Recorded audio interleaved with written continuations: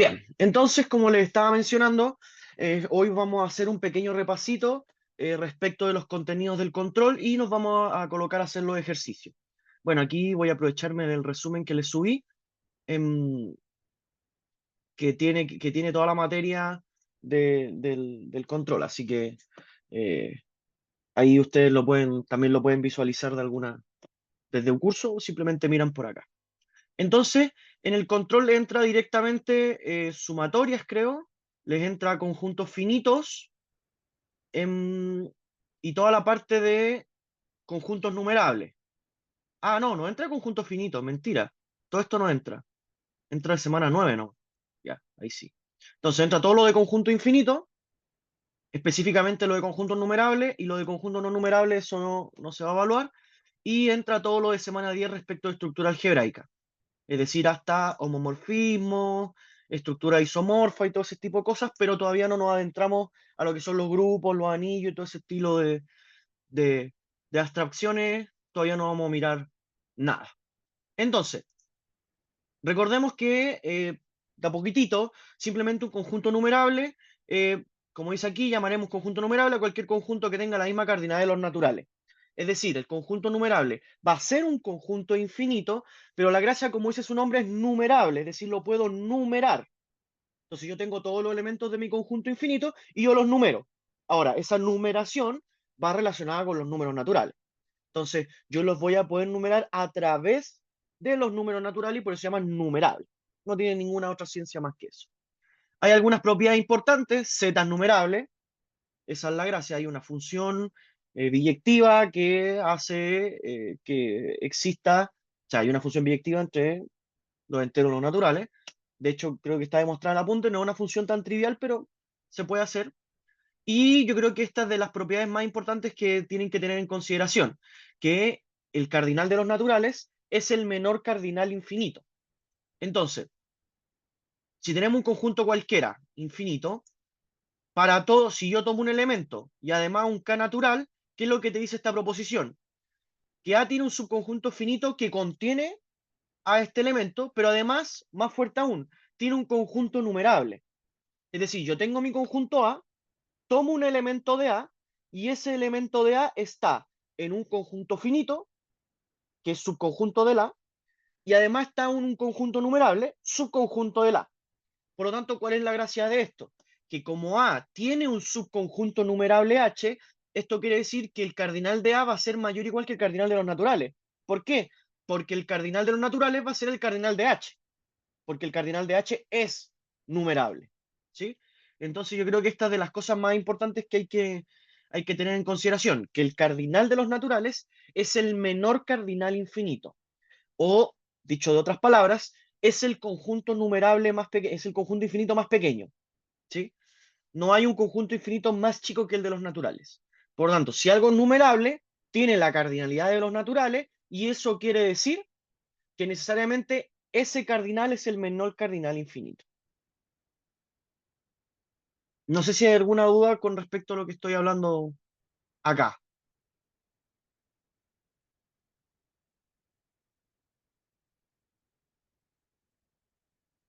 ¿Chino? ¿No? Ya, súper, súper.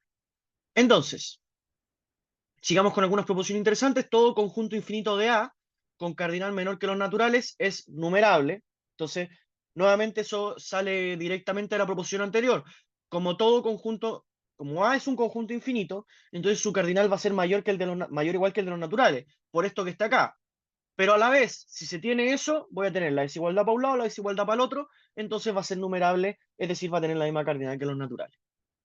Hay algunas proposiciones importantes. Si A infinito y B finito, entonces la unión y la diferencia como que no le hace nada al B, no le hace ni cosquilla a la A. Entonces se mantiene el cardinal de A. Unión finita numerable, si A y B son conjuntos numerables, entonces A unión B también lo es decir, la unión de conjuntos numerables es numerable. Más aún, la unión finita de conjuntos numerables es numerable. Es decir, yo tengo el A1 hasta la N, conjuntos numerables cada uno, y hago toda la unión, A1, unión A2, unión A3, unión A4, unión A5, hasta el a n, ese conjunto también va a ser numerable. N cruz N es numerable, y de hecho esa es bastante increíble la demostración. Yo la verdad la encontré muy intuitiva de mirar, pero de que se te ocurriera quizá no, no tanto. Pero el producto cartesiano natural es natural. Bueno, además, si A y B son conjuntos numerables, entonces el producto cartesiano de A y B también lo es, y lo mismo que pasaba con la unión. El producto finito de conjuntos numerables también va a ser numerable. Es decir, si yo hago el producto entre A1, A2, A3, A4, hasta AN, con cada A numerable, entonces este producto también va a ser numerable.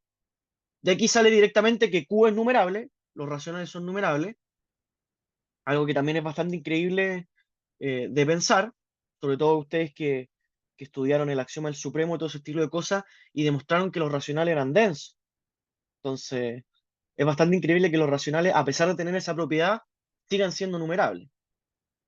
Em, y la unión numerable de numerables, es decir, si yo tengo una familia numerable de conjuntos numerables, esto va a ser numerable. ¿Qué quiere decir esto? Que esta unión ya no llega hasta n, sino que la unión va hasta el infinito. A1, A2, A3, A4, A5, A6, a n más 1, a n más 2, y sigue para allá. No termina nunca. Entonces, esa unión que es numerable, también va a ser un conjunto numerable. ¿Qué dice aquí? La unión finita o numerable de finitos o numerables. ¿Qué quiere decir esto? Que si yo tengo un conjunto indexado por un i, que yo no sé a priori cómo es ese conjunto, puede ser el mismo los naturales o no, por eso dice, la unión finita o numerable de conjuntos finitos o numerables es finita o numerable. ¿Dónde está el finito o numerable? Acá. Subconjunto menor igual, menor igual. Como las cosas no son estrictas, no es un subconjunto estricto, no es un menor estricto, entonces se da esa dualidad de que puede ser uno o el otro. A eso quiere decir. Entonces, si tenemos conjuntos, muchos conjuntos, tantos como subconjuntos de los naturales. Ahora, este I puede ser un subconjunto estricto, el cual sería un conjunto finito, por ejemplo, puede ser de 1 hasta n, o puede ser todos los naturales, y en ese caso va a ser numerable, tal que el cardinal de A sub I es menor o igual que el de los naturales, es decir, puede ser finito o puede ser numerable. Entonces, la unión a través de este conjunto necesariamente va a ser menor o igual que el de los naturales. ¿Sí? Entonces, eso es lo que te dice esta proposición. Por eso, finita o numerable, finita o numerable, finita o numerable, ese finito o numerable va implícito acá, acá, acá, que te da la garantía de que va a ser menor o igual que los naturales. No se va a pasar, pero va a ser menor o igual. ¿Sí? Hasta aquí, ¿alguna duda con estas cosas?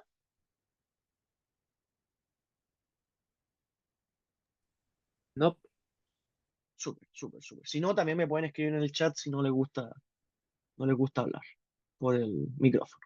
Bien, vamos con un poquito con la semana 10. Creo que aquí igual varios tienen, yo creo que la gran mayoría tiene como un salvavidas, porque no es difícil esta parte. O sea, la estructura algebraica se parece mucho a las primeras partes de cálculo, entonces no, no es tan complicado, más que haya un poquito matraca y quizá en homomorfismo es donde uno ya sale un poquito más la cosa, pero no es nada del otro mundo. Entonces, para estructura algebraica nosotros tenemos que definir varias cosas. Lo primero, la ley de composición interna. ¿Qué dice? La ley de composición interna, que si yo tengo un conjunto no vacío, lógico, una ley de composición interna va a ser aquella que toma dos elementos del conjunto y al operarlos entre sí sigue estando en el conjunto. Eso es la operación, sí. esa es la ley de composición interna. ¿Sí? ¿Hay una pregunta? Bien. Entonces, em, si tengo la ley de composición interna, es una operación nomás. Es una operación. Ustedes pueden ver lo que el asterisco es una operación. Ahora, esta operación nosotros la definimos a través de una función. Ustedes pueden definir la suma más que va de R cruz R a R. está el que toma dos reales y le asigna la suma de los dos reales, x más y. Entonces no se compliquen con esta notación. Es simplemente ver la operación de otra forma, como una función, ¿no? Entonces, la ley de composición interna va a ser una operación definida a través de una función por formalidad que toma dos elementos y le asigna la operatoria entre ellos. Y la gracia está en que esta operación entre ellos sigue estando en el conjunto original. ¿Sí? Es decir, no se me sale no se me va de la casa, si quieren verlo.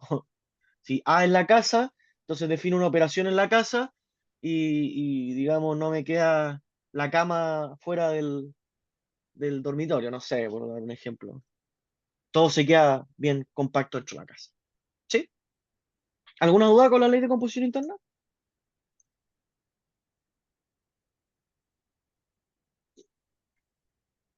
Entonces, continuamos.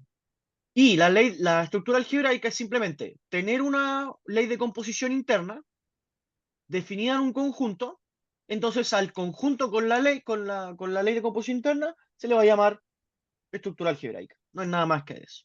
Si además tenemos otra operación que cumple lo mismo, entonces este trío también va a ser una estructura algebraica. Ahí. ¿Sí? No hay nada del otro mundo. Entonces una estructura algebraica es simplemente este par. Yo hago un nexo entre el conjunto y la operación obviamente tiene que ser ley de composición interna, y esto se mantenga normalito, va a ser una estructura algebraica. Y si ustedes quieren ser, digamos, más ambiciosos, ponen una segunda operación también de ley de composición interna, y las tres cositas juntas va a seguir siendo una estructura algebraica. Algunas cosas importantes, bueno, asociatividad, elemento neutro, elemento inverso, conmutatividad, elemento cancelable, distributividad. Esas son cosas que no son muy difíciles de mencionar, son lo mismo de siempre. Algunas propiedades importantes: una estructura algebraica posee a lo más un elemento neutro, un elemento, a lo más, como máximo, puede no tenerlo, pero si tiene, ese es el único. Lo mismo pasa con el inverso. Si la estructura algebraica tiene un neutro E, y obviamente tiene que existir el neutro para poder existir el inverso. Y asterisco es asociativa, entonces los inversos son únicos, en el caso de que existan. Hay elementos, por ejemplo, que no van a tener inverso. El cero, un ejemplo clásico con la multiplicación, no tiene inverso. Aquí otra proposición: si tenemos una estructura algebraica con neutro, entonces se cumplen las siguientes propiedades. Si X posee inverso, entonces X a la menos 1 también lo es. También va a tener inverso, y ese inverso del inverso va a ser el elemento original nomás. Si X e Y poseen inverso, entonces la operación entre X y Y también tiene inverso, y se denota como el inverso de Y operado con el inverso de X, en ese orden. Si X posee inverso, entonces X es cancelable, cumple esta propiedad de acá, esta que está acá arriba, y creo que eso es nomás. Bueno, la estructura ZN no me voy a meter mucho, prefiero que lo vean en clase, la verdad, porque no lo vamos a usar hoy día, así que no vamos a perder mucho tiempo ahí. Homomorfismos. Bueno, un homomorfismo simplemente tenemos que tener dos estructuras algebraicas, y una función entre ellas se va a llamar estructura algebraica si la evaluación de la operatoria es igual a la operación de las evaluaciones, ¿cierto? Entonces, ¿qué es lo que quiere decir? Esta función toma elementos en A y te los manda en B, pero ¿cuál es la gracia? La gracia está en que relaciona las operaciones o las leyes de composición interna entre ambos conjuntos. Esa es la gran gracia del homomorfismo entre estructuras. Oh, mira, aquí está mal escrito. Estructuras. Si yo evalúo dentro de la función la operación en A, entonces esta operación, digamos, sale como la operación en B y separa las evaluaciones de aquí. Esa es la gran gracia. Y la gracia también es que preserva algunas cosas que ya vamos a mencionar aquí abajito. Entonces, algunos casos: cuando F es inyectiva, se llama monomorfismo. Esta F, entre A y B. Cuando F es biyectiva, se llama bimorfismo, y cuando F es biyectiva, se llama isomorfismo. ¿Sí? Entonces, el isomorfismo es un homomorfismo biyectivo. Si ustedes les piden demostrar, demuestre que esto es un isomorfismo. Bueno, hay que demostrar que es un homomorfismo y hay que demostrar que es biyectivo además. En este último caso decimos que F es isomorfismo entre ambas estructuras algebraicas. Ahora bien, cuando resulta que ambas estructuras son iguales, es decir, imagínense que esto va de F de A en A, pueden tomarlo de esa forma, los homomorfismos se llaman endomorfismos. ¿Sí? O sea, un homomorfismo entre dos estructuras iguales se llaman endomorfismos. Y si son biyectivos se llaman automorfismos. ¿Sí? Entonces, en ese caso, decimos que F es un endomorfismo o automorfismo en A. Entonces, esto es simplemente cuando las estructuras son las mismas. ¿Sí?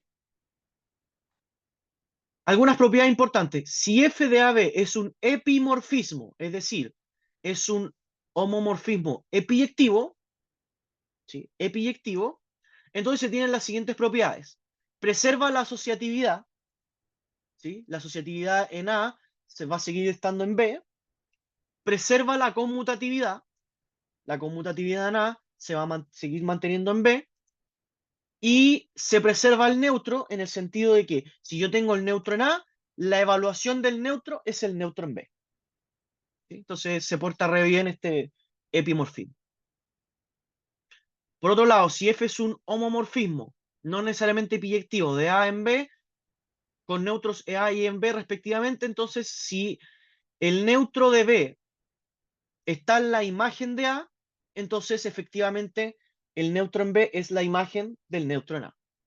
Y que si se cumple lo mismo y además que A tiene inverso en B, entonces la imagen de A también tiene inverso, que es la imagen de B. De hecho, esta propiedad la vamos a demostrar en un ejercicio.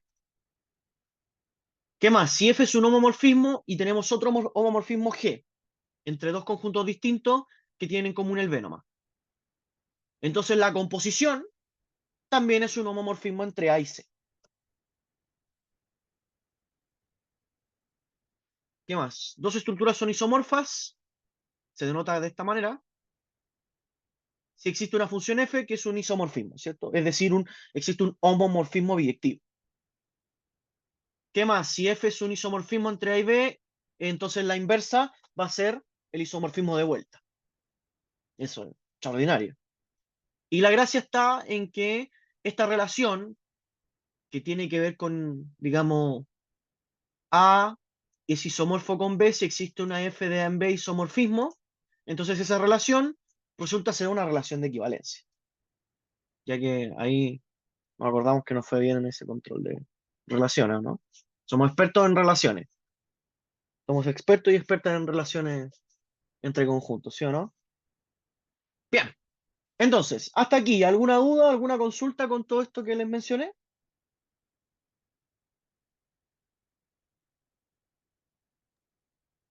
No, no hay duda.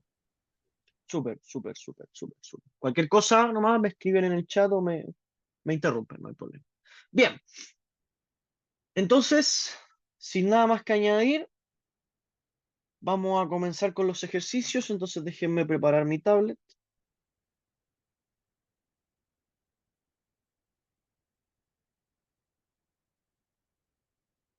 para que...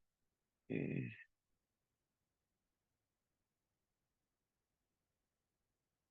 bien, entonces voy a dejar de compartir pantalla aquí y me voy a venir hacia acá.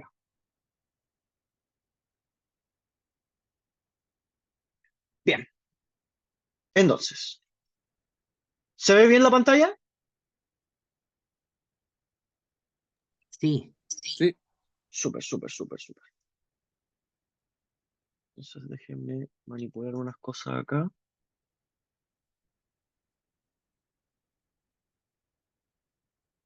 Bien, entonces vamos a ir primero con la guía que se llama Ejercicios resueltos tipo RP, que fue la primera que les subí. Ejercicios resueltos tipo RP. ¿Sí? Esa es la primera que vamos a hacer y vamos a explicar.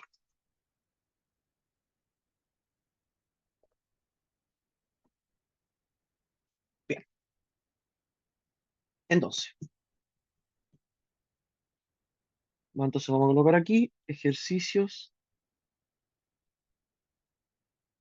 resueltos tipo RP.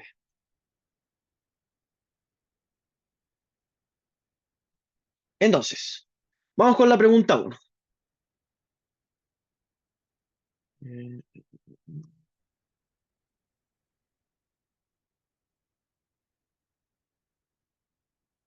Vamos con la P1.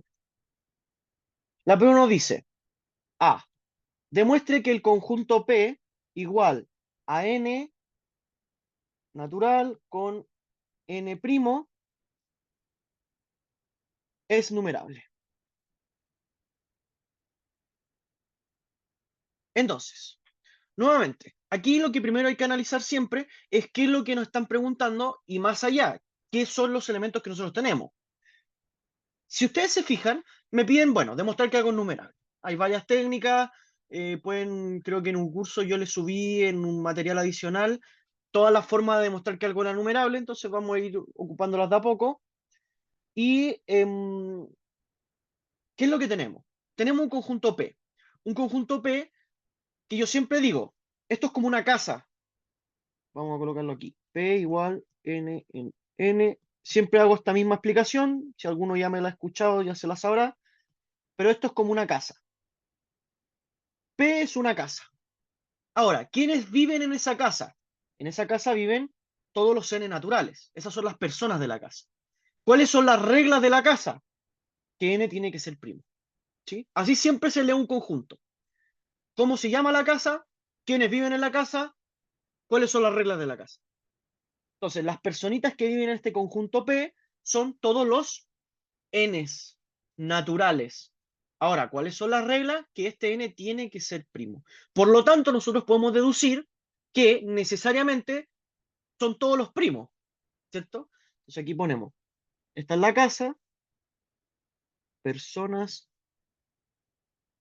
de la casa,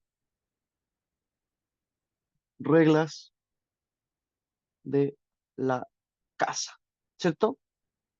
Entonces ahí tenemos algo con que empezar. Por lo tanto,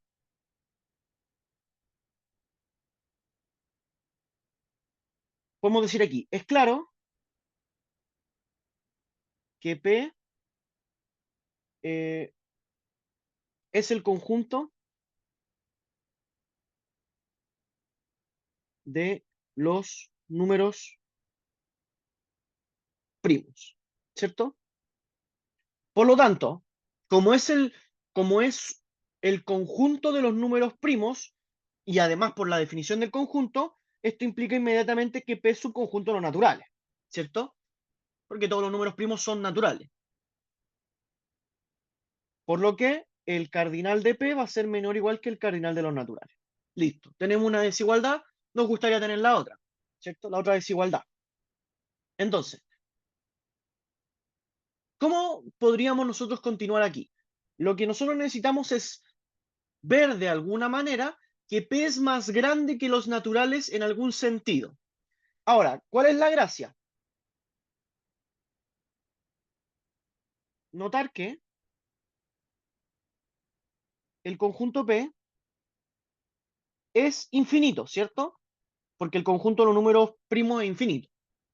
De hecho, siempre se están buscando números primos más grandes, pero son infinitos. Entonces,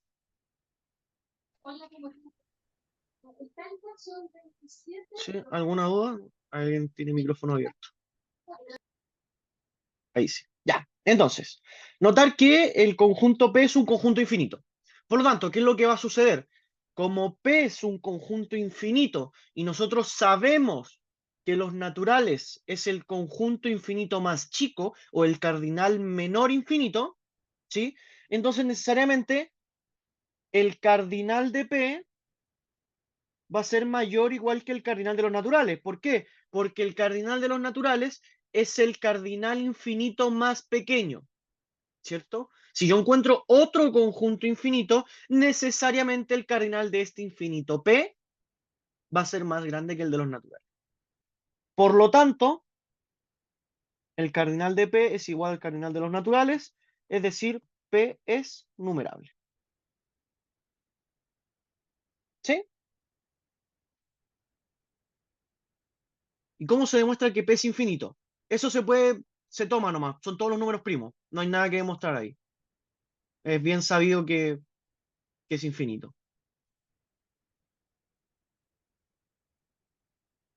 Si hay conjuntos infinitos que ustedes conocen, pueden ocuparlo, ¿no? Conjuntos infinitos, no hay mucho que hacer. A menos que sea un conjunto que quizás no necesariamente es infinito a priori, pero si es obviamente infinito, lo ocupan. Bien, vamos con la B. La B nos dice, tenemos el conjunto A, que es pi elevado a k, con k en los racionales, y me dicen que es numerable. Tenemos que demostrar que esto es numerable. Bien, nuevamente, ¿cómo vamos a demostrar que esto es numerable? Vamos a hacer, cuando ustedes tengan una recomendación, cuando ustedes tengan un conjunto donde los elementos no son tan fáciles de manipular, por ejemplo, pi a la k o algo más complicado, no son un n o un x, traten de buscarlo siempre como una función. Entonces, si se fijan acá, ¿qué es lo que tenemos? Tenemos que el conjunto A, mi casa, son todos los pi a la k, es decir, las personas que viven en A son todas las potencias de pi, ¿cierto? Pi a la 1, pi a la 2, pi a la 2 tercios, pi a la 3 medios. ¿Por qué? Porque la regla me dice que el k puede ser racional. Esto puede ser 2 tercios, un medio, 7 quintos, 0,5, menos 3 cuartos, cualquier cosa. Entonces el conjunto A va a ser todas las potencias de pi, tal que su exponente sea racional. No hay nada más del otro mundo. Entonces, para demostrar que A es un conjunto numerable, A es un conjunto numerable, construiremos una función biyectiva, ¿cierto? Construiremos una función biyectiva. Construiremos una función biyectiva entre A y un conjunto numerable. El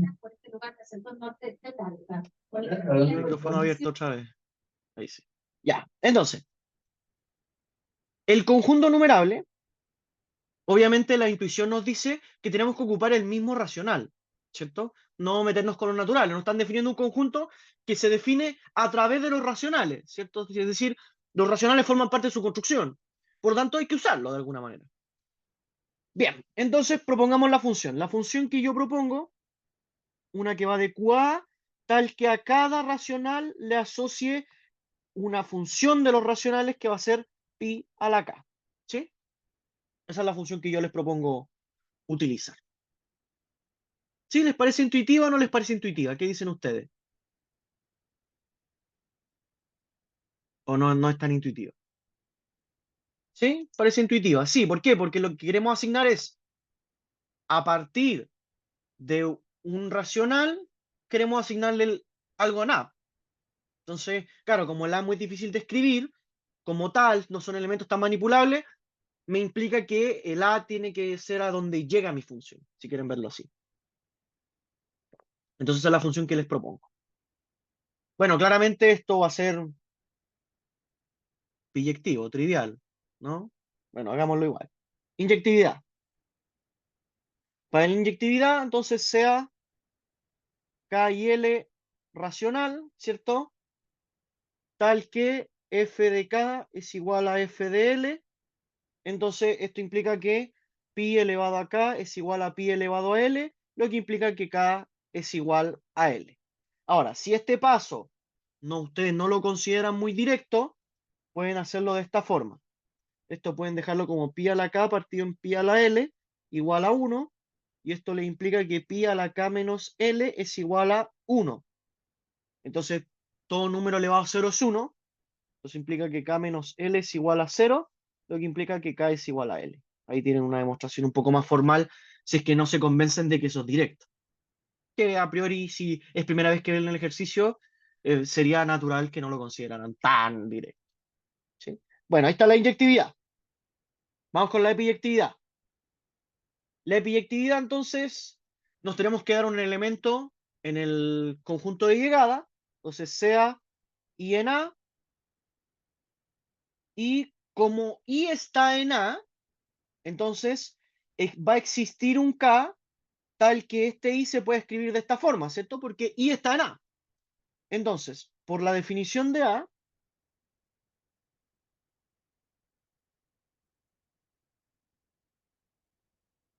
existe un K racional tal que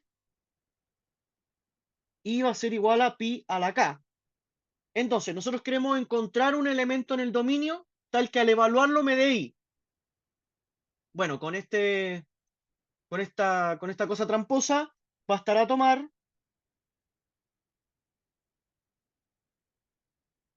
K en racional y tendremos que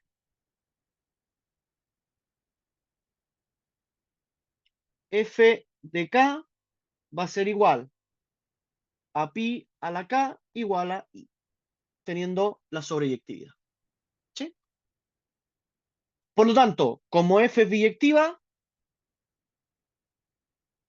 implica que el conjunto, el cardinal del conjunto A es igual al conjunto de al cardinal de los racionales, que es igual al cardinal de los naturales, es decir, A es numerable. ¿Sí? Hasta aquí, ¿alguna duda, alguna consulta que tengan?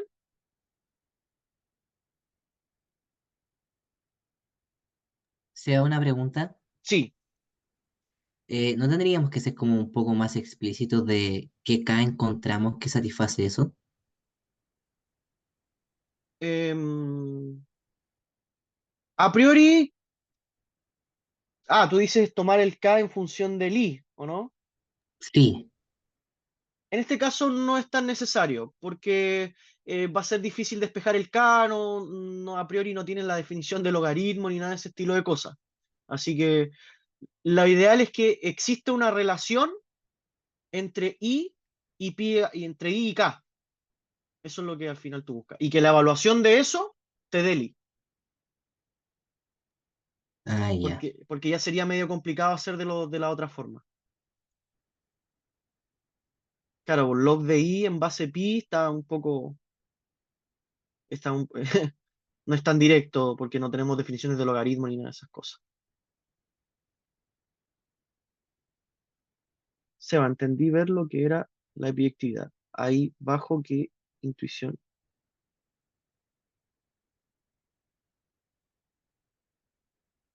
Ya, entonces, repasemos un poquitito esto. Nosotros queríamos demostrar que existía, que esta función era biyectiva, ¿cierto? ¿Por qué? Porque nosotros miramos este conjunto y decimos, ya, entonces como este conjunto es difícil un poquito de mirar y se define a partir de los racionales, entonces lo ideal es hacer una fusión entre los racionales y y este conjunto, ¿cierto? ¿Por qué? Porque el conjunto A se define a partir de los racionales. En su construcción, eh, en el corazón de la construcción de A están los racionales. Entonces necesito una función que vaya a los racionales. Proponemos esta función y la queremos demostrar que sería biyectiva.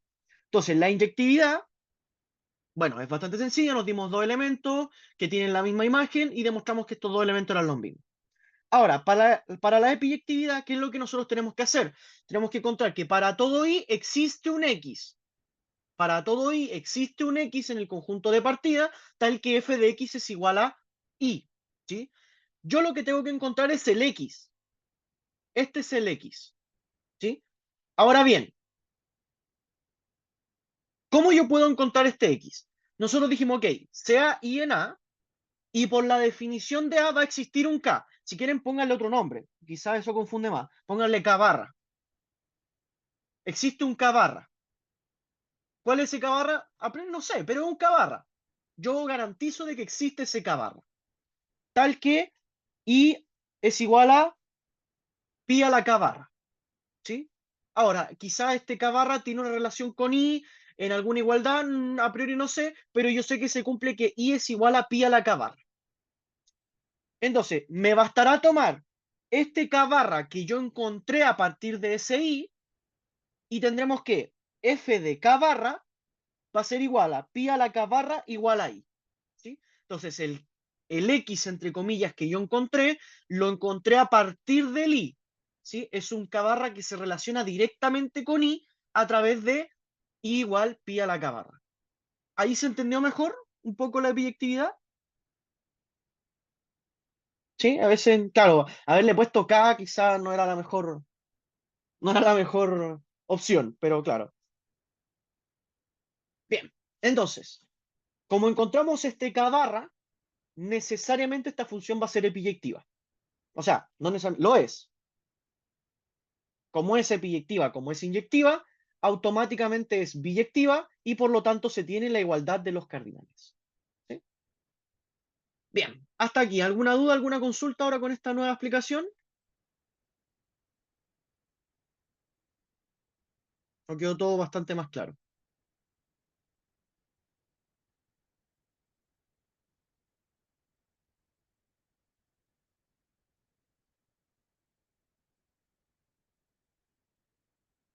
Si no, nos lanzamos directo con la P2. Entonces, la P2 dice, demuestre que el conjunto de los triángulos con vértices en Q cruz Q es numerable. Entonces, demostrar que el conjunto de los triángulos con vértices en Q cruz Q es numerable. Bien, entonces, aquí cuál es la gracia. Que, o sea, no es la gracia, sino que hay que es un poco más ilustrativa las cosas.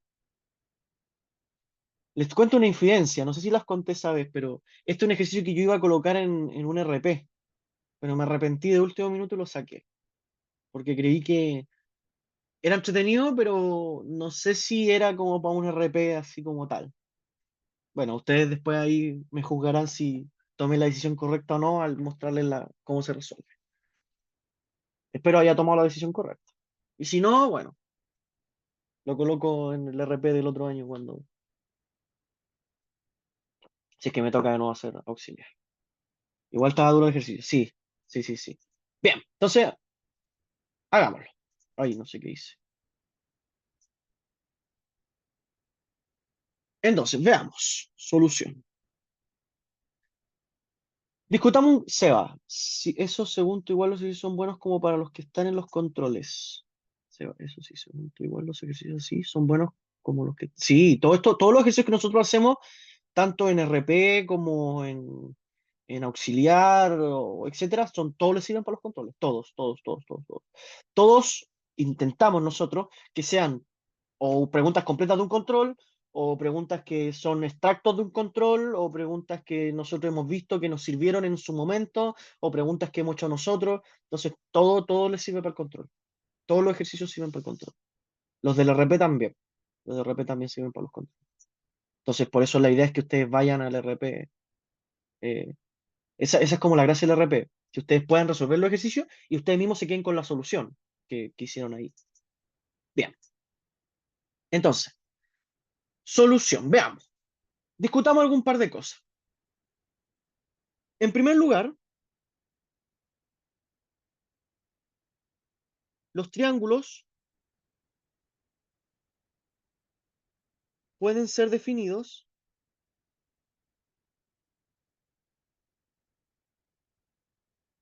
en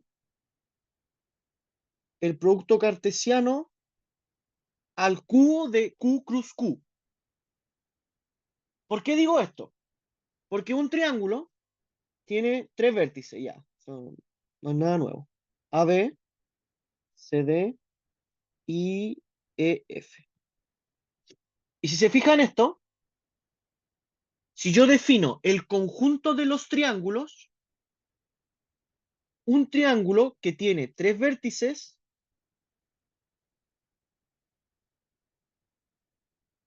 ese es un triángulo, ¿cierto? Es es una trestupla que tiene por elemento un par ordenado, ¿cierto? Ese es el triángulo. Así se define el triángulo.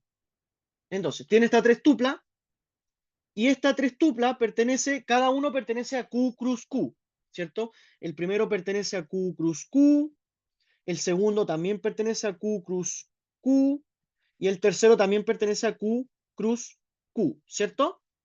Cada uno. Y este conjunto es simplemente Q cruz Q al cubo, ¿cierto? Y por eso yo dije eso. Entonces, cada elemento de este conjunto de triángulos, cada triángulo pertenece a el cubo del producto cartesiano de Q con Q. ¿Sí? ¿Sí? Entonces, ahí va a partir. ¿Dónde se definen mis triángulos? Mis triángulos se definen en ese espacio, en el producto, el cubo del producto cartesiano de los racionales con los racionales. ¿Sí? Entonces, sea triangulito, llamémoslo así, el conjunto de vértices en Q cruz Q, ¿cierto? Entonces definimos el triángulo, el conjunto triángulo que tiene por elementos esta trestupla, ¿cierto? Tiene por elementos, cada elemento de triángulo es una trestupla donde cada uno de sus coordenadas son un par ordenado que vive los racionales cruz los racionales, ¿sí? Entonces, así, es claro que este conjunto triángulo es subconjunto de Q cruz Q al cubo, ¿cierto? Por cómo lo definimos antes, porque cada elemento está acá. Entonces, cada elemento que pertenece al triangulito, a este conjunto triángulo, pertenece a esta cosa de acá. Entonces, ¿cuál es la gracia? De que el cardinal va a ser menor o igual que el cardinal de Q cruz Q al cubo. ¿Y qué podemos decir al respecto de este cardinal? Que es igual al de los naturales, ¿verdad? Que es igual al de los naturales. Justamente. ¿Por qué? Porque si se fijan, el cardinal de esto va a ser igual al cardinal de Q cruz Q, digamos. ¿Cómo lo puedo desarmar? Aquí esto lo vamos a hacer de la siguiente manera. Como Q cruz Q al cubo es igual a Q cruz Q cruz Q cruz Q cruz Q cruz Q. Entonces, si se recuerdan, Q es numerable. El producto finito de numerable es numerable. Entonces, todo esto es numerable. Por tanto, esto es numerable y esto es numerable. Y ahora tenemos el producto finito nuevamente de conjuntos numerables. Entonces, todo esto es numerable también. Por lo tanto, el cardinal de Q cruz Q al cubo es numerable. O el triple producto cartesiano del producto cartesiano de los racionales con los racionales es numerable. Automáticamente, entonces, el cardinal de los triángulos es menor o igual que el cardinal de los naturales. Ahora, necesitamos obviamente la otra desigualdad, ¿sí? Eso es lo que necesitamos, la otra desigualdad. Y la otra desigualdad no es tan difícil. Entonces, para ello, para demostrar la otra desigualdad,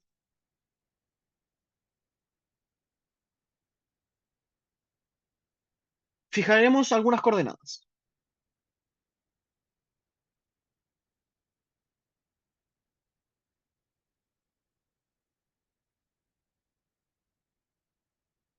Entonces, trabajemos con el siguiente triángulo. 0,0, 1,0 y 1,q. Veamos ese triángulo. Si se fijan, bueno, con q mayor que 0 y q racional. Entonces, si se fijan, este triángulo está fijo en uno de sus catetos, pero si yo muevo el q, esto se va moviendo, ¿cierto? Como para arriba o para abajo, ¿cierto? Si yo muevo el q, si voy cambiando el q, digamos, si quieren verlo como un lugar geométrico, una recta, y va para arriba, va para abajo, etcétera, etcétera, ¿cierto? Ahora bien, la pregunta es, ¿cuántos triángulos puedo generar yo en total para todos los Q posibles? Y la respuesta es sencilla. ¿Por qué? Porque como Q es racional, entonces yo puedo mover el Q a través de todos los racionales. Eso significa que voy a tener una cantidad infinita de triángulos. ¿Por qué? Porque van a haber tantos triángulos como números racionales hayan. ¿Cierto? ¿O no?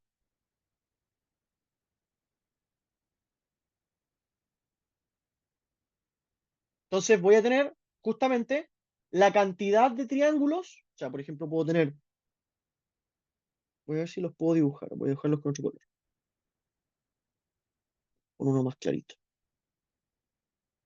Voy a tener, por ejemplo, un triángulo aquí, un triángulo aquí, un triángulo aquí, uno aquí, uno aquí, uno aquí. Por ejemplo, ese ahí,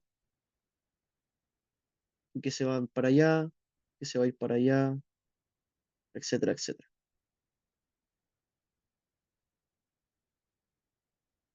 Por ejemplo, ese, voy a tener ese ahí, voy a tener ese ahí, voy a tener ese ahí, voy a tener ese ahí, este de acá, voy a tener este de acá. Bueno, ya ni se ven los triángulos, pero se entiende la idea, ¿cierto? Puedo formar infinitos triángulos. Puedo formar infinitos triángulos. Entonces, ¿qué podemos decir con esto?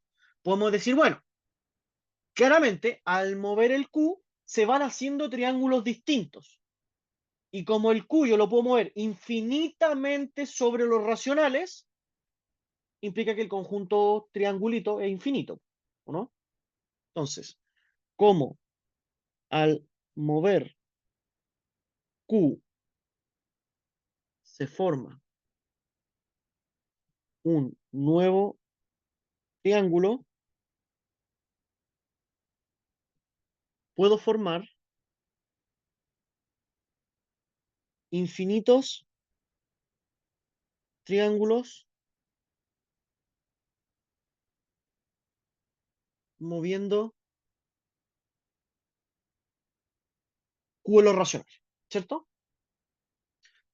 Esto va a implicar que el triángulo, el conjunto triángulo, es infinito. Y nuevamente, por el argumento de que el cardinal de los naturales es el menor cardinal infinito, va a implicar que el cardinal de triángulo es mayor o igual que el cardinal de los naturales, ¿cierto? Por la misma razón. Así, tenemos que, porque ya demostramos que era menor o igual, entonces va a ser igual, lo que implica que es numerable.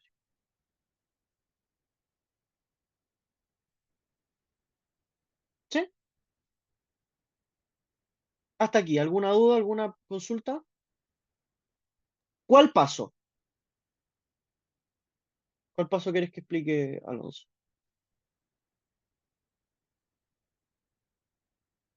¿Por qué tiene que ser positivo? No, puede ser negativo, no hay problema en eso. No hay problema, no hay problema que puede ser negativo, va a tener el mismo resultado. Porque el Q a priori va a seguir siendo numerable. Me refiero en el control si podría explicar la segunda desigualdad solo con palabras. Sí, regularmente se hace eso. Se hace eso. Ustedes demuestran que, o sea, aquí nosotros lo demostramos, dijimos, es algo obvio, el Q es infinito. Siempre para demostrar algo que algo es infinito, seguramente lo van a tener que hacer con palabras, con un dibujo, con esto que estamos haciendo acá. Pero claro, se te tiene que ocurrir cómo explicarlo, porque hay que hacer una explicación explícita, como lo hicimos nosotros acá. No sé si eso responde a la pregunta. Súper. Bien. Hasta aquí, ¿alguna duda, alguna consulta alguna otra consulta con esto? Te va una pregunta. Sí, Este triángulo que formamos es como un subconjunto de los conjuntos de triángulos, ¿cierto? claro, claro, claro, claro. Claro, porque nosotros Y luego, fijamos dos coordenadas y movemos la segunda coordenada de la tercera coordenada de la tres tupla. ah, claro. Y lo otro no Claro, habría que sí. demostrar que es infinito, o solamente basta con decirlo, ¿no? Sí, basta con decirlo, basta con decirlo. Basta con Mm. decirlo, ¿por qué? Porque tu condición de mover el Q está, digamos, anexada a los racionales. Y los racionales son bien sabidos que son infinitos. O sea, ustedes pueden siempre decir que algo es infinito, pero tienen que fundamentarlo de que está anexado, está relacionado con otro conjunto infinito que nosotros sabemos que es infinito. ¿Sí? Como nosotros lo hicimos, los números primos están anexados con los naturales. El Q está anexado con los racionales. Entonces, nosotros ahí deducimos que es infinito. No es que nosotros nos sentamos, es que es infinito porque sí. No, es porque está anexado a un conjunto infinito. ¿Sí? Sí, muchas gracias. Ya.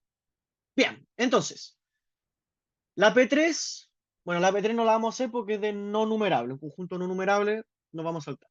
Vamos con la P4. P4.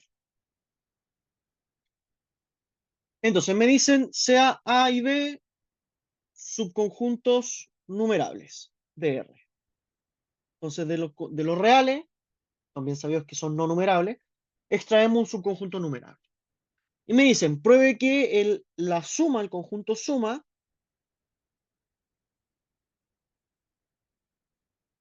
es numerable. Entonces, ¿qué es lo que vamos a tener que visualizar aquí o qué es lo que vamos a tener que ver? Primero tenemos que estudiar el conjunto. La casa es A más B, ¿cierto?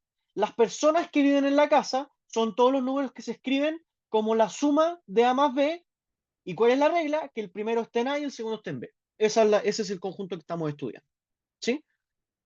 Necesariamente son elementos que se escriben como la suma de los elementos de A y B. ¿Sí? Ese es el conjunto que estamos estudiando. ¿Alguien no entiende cómo se define el conjunto? ¿Para explicarlo o no? ¿O se entendió bien?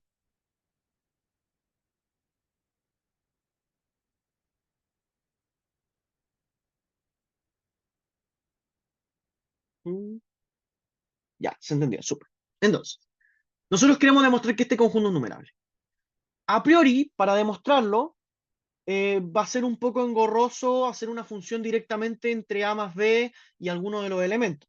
Entonces, ¿qué les recomiendo yo? Si ustedes tienen sumas de cosas, o más sumas, escríbanlo de otra manera. Entonces, solución. Para demostrar o para ver que A más B es numerable, escribamos esto de manera distinta. Escribamos A más B de manera diferente.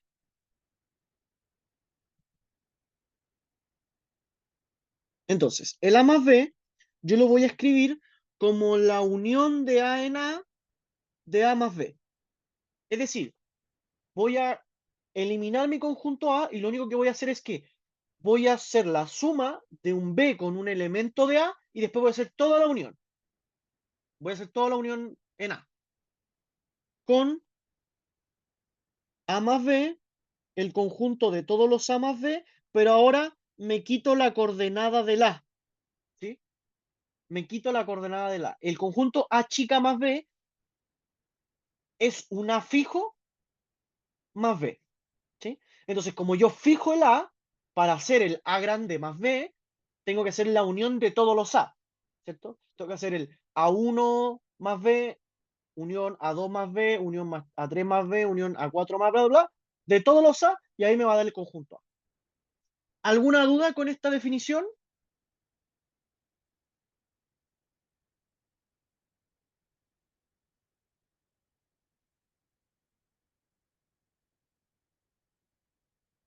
Ya, lo explico de nuevo. Sí, sí, sí. Nuevamente, ¿nosotros qué hicimos? A ver, vamos a hacer un ejemplo sencillito. Imagínense que tenemos el A1, A2 y el B1, B2. ¿Sí? Este es el A y este es el B. Entonces, el A más B va a ser simplemente todas las combinaciones posibles.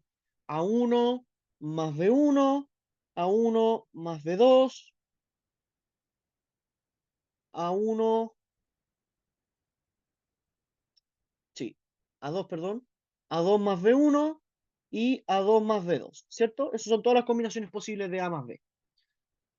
¿Qué es lo que estaba diciendo yo? Digo, esto lo puedo escribir como el A más B, yo lo puedo escribir como la unión de A en A de A más B.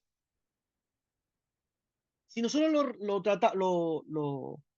tratamos como la definición que hicimos, ¿se está grabando la clase? Sí, se está grabando la clase. Está grabando la clase. Esto va a ser igual a A1 más B unión A2 más B, ¿cierto? Esa es la unión en los conjuntos que nosotros estamos trabajando. Entonces, este conjunto a su vez va a ser el A1 más B tal que B en B, unión A2 más B tal que B en B, ¿cierto? Simplemente escribí la definición. Ahora, esto a su vez, como B puede ser B1 o B2, entonces esto va a ser A1 más B1 o A1 más B2. Y lo mismo con el otro. A2 más B1 unido a 2 más B2. ¿Sí? Que es lo mismo que está acá arriba.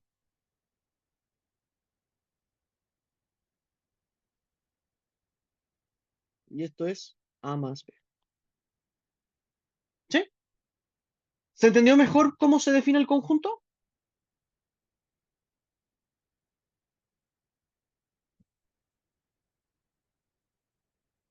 Ya, súper, súper. Entonces simplemente nosotros reescribimos esto como una unión de otro tipo de cosas. Ya, volvamos a nuestro problema. Entonces, tenemos A más B igual a la unión de A en A de A más B. Y queremos demostrar que esto es numerable. Entonces, ¿cuál es el camino que nosotros vamos a seguir? Vamos a demostrar que esto es numerable y como tenemos unión numerable de numerables, automáticamente va a ser esto numerable. Esa es la pega que vamos a hacer. Entonces, en primer lugar, notemos que la unión es numerable, ¿cierto? La unión es numerable porque A es numerable, lo dan como hipótesis. Como A es numerable, entonces tengo una unión sobre A, es una unión numerable. Bien. Entonces nos bastará ver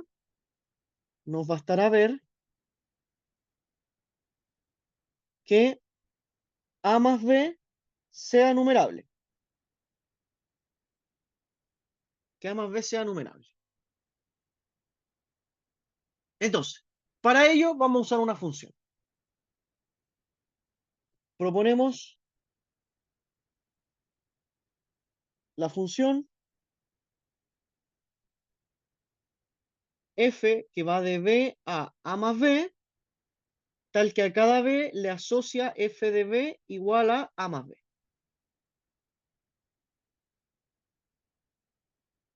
Esa va a ser la función. Bueno, propuesto ver que es biyectiva. F es biyectiva. No es muy difícil, ¿sí? Es más de lo mismo.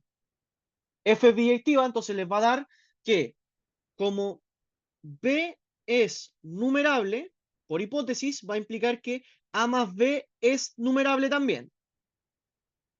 Por lo tanto, el A grande más B, que era la unión de cada uno de estos AB, esto es numerable, por lo tanto, completo también va a ser numerable. Es decir, A más B es numerable. ¿Sí? Hasta aquí, ¿alguna duda, alguna consulta?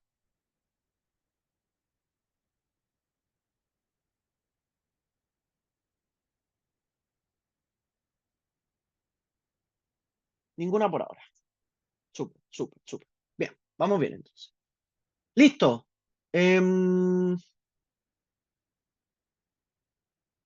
Vamos con la P5 de estructura algebraica.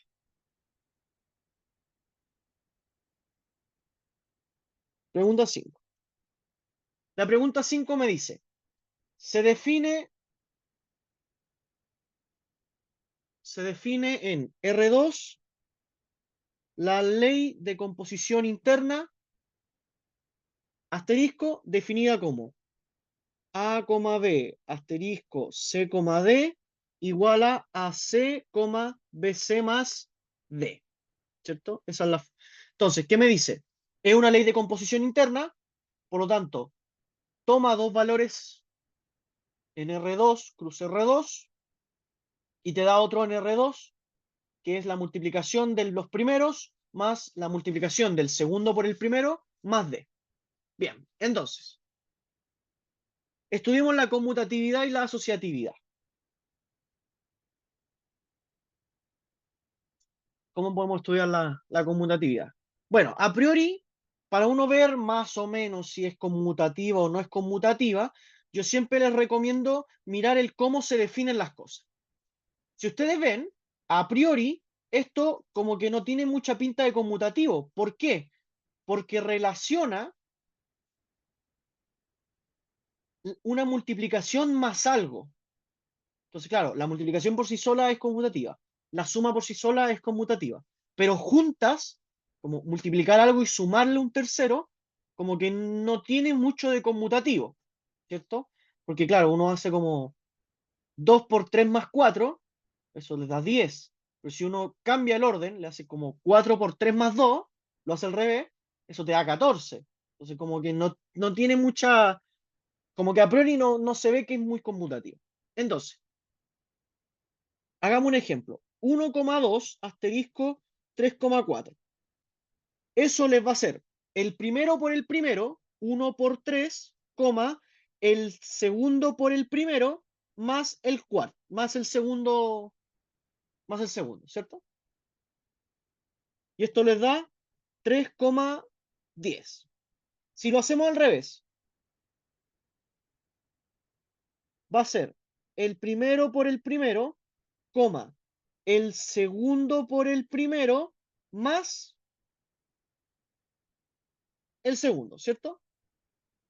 Y esto les va a dar 3,6. No es conmutativo. No es conmutativo. ¿Por qué? 1,2 asterisco 3,4 es distinto de 3,4 asterisco 1,2. ¿Cierto? Entonces ya encontramos un contraejemplo para conmutatividad.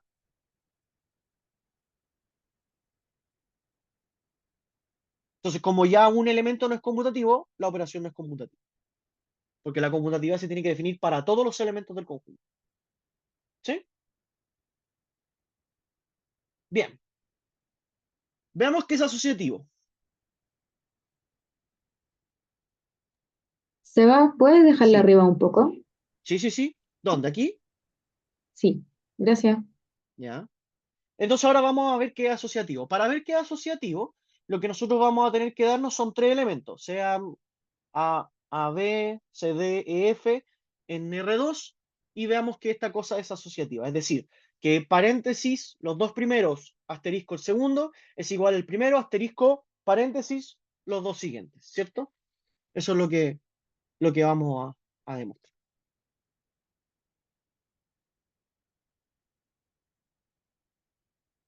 Bien. ¿Puedo seguir o todavía están copiando? Ya, muchas gracias. Bien, entonces veamos la asociatividad. La asociatividad, ¿cómo la vamos a manejar? Entonces, sea A, B, C, D y E, F en R2, ¿cierto? Cada uno está en R2. ¿Y qué es lo que queremos demostrar? Que A, B, asterisco, C, D, asterisco, E, F es igual a B, asterisco, C, D, asterisco, E, F. Eso es lo que queremos demostrar. Ya, esto es un poco más traquero, pero lo podemos hacer. Entonces, A, B, asterisco, C, D, asterisco, E, F va a ser igual a el primero por el primero más el segundo por el primero más el segundo, asterisco E, F, ¿cierto? Y ahora aquí tenemos que intentar no confundirnos. Esto va a ser el primero por el primero, coma, el segundo por el primero más el segundo, ¿cierto? Si me condoreo, por favor me avisan. Esto va a ser ACE, BCE más DE más F, ¿cierto? Bien. Ahora, lo ideal es devolvernos, pero como que no, uno no, de aquí como que no hace mucho. Entonces, ¿qué les recomiendo yo? Tomen el otro y desármenlo también. Entonces aquí vamos a colocar aquí como truco sucio. Un truco sucio. Vamos a hacer el otro en otra parte. El A, B, asterisco, C, D, asterisco, E, F, es igual a. Veamos si nos da lo mismo. A, B, asterisco, y aquí va a ser el primero por el primero, coma, el segundo por el primero, más el cuarto. ¿Cierto?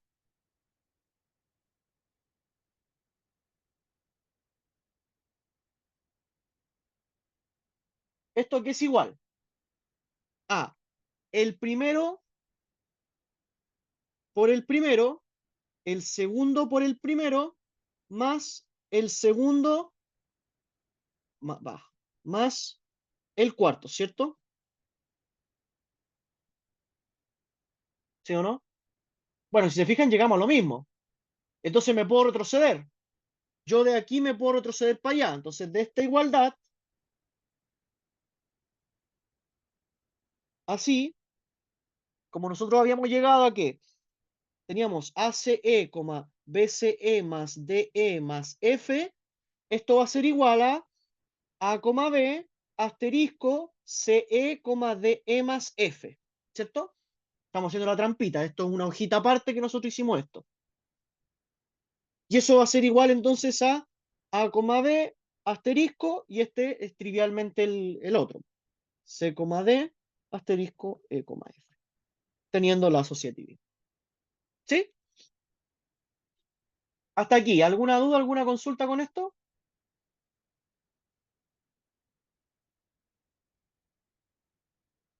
Súper, súper. Sí, este es más matraca que otra cosa, así que es más matraca.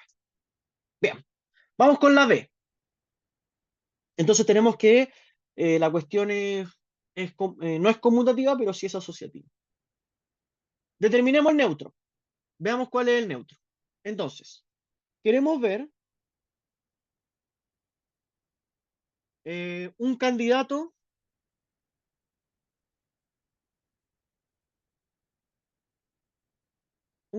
a neutro. ¿Que cumpla qué? ¿Qué tiene que cumplir? ¿Entra a grupos al C5? Creo que no. Creo que no. No entra a grupos.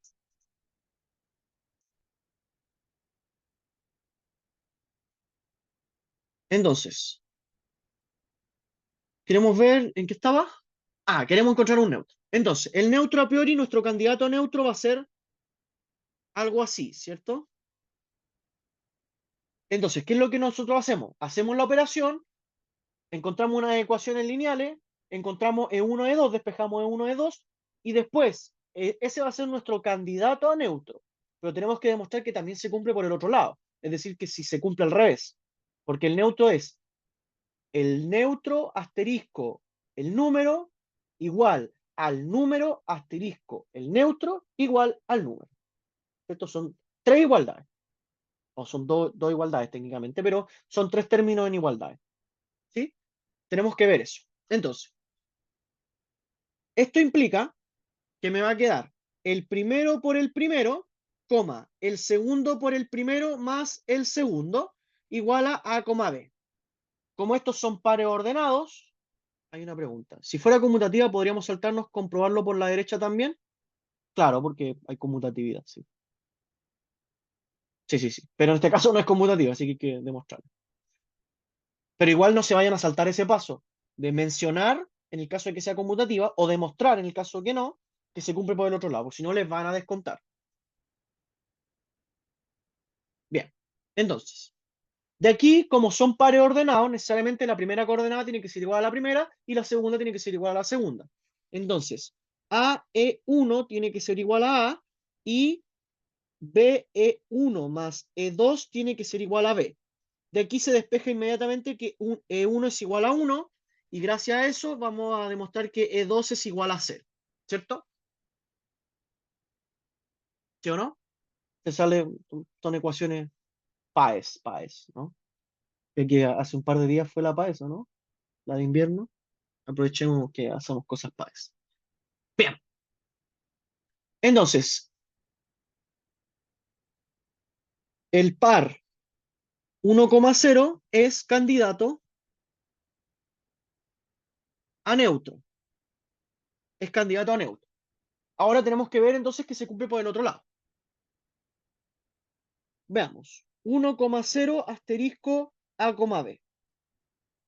Eso va a ser igual a el primero por el primero, el segundo por el primero, más el segundo. Y eso les da A, B. Se cumple por el otro lado. Claro, por el primero no es tan necesario porque se viene de ahí, pero si quieren hacerlo también. A, B asterisco 1,0. Esto es el primero por el primero, el segundo por el primero, más el segundo. Y esto les da A, B. Listo.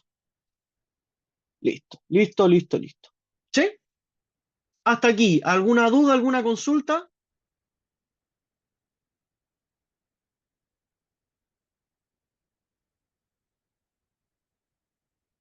Súper.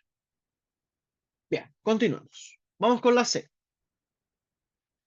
La C, determine qué elementos son invertibles para asterisco y calcule sus inversos.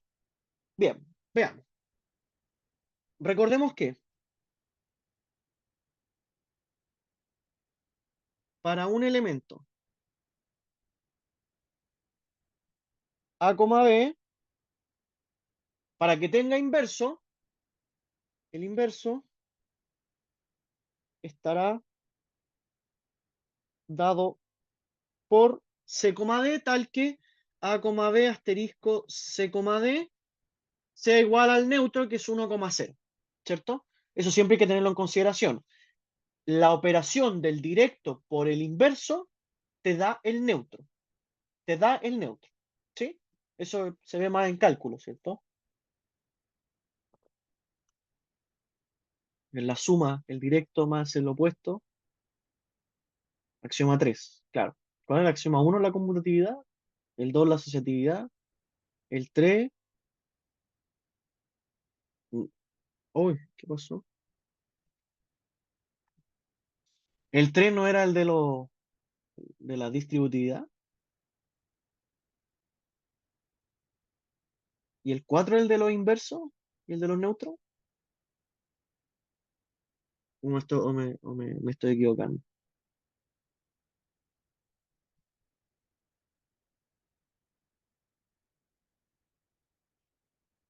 Claro, el 4 es de los neutros, el 5 es del inverso, sí. Sí. El 6 creo que es de la tricotomía.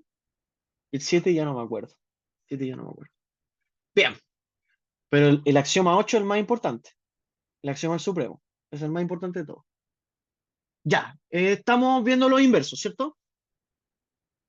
Hoy se borró lo que había escrito. Bueno,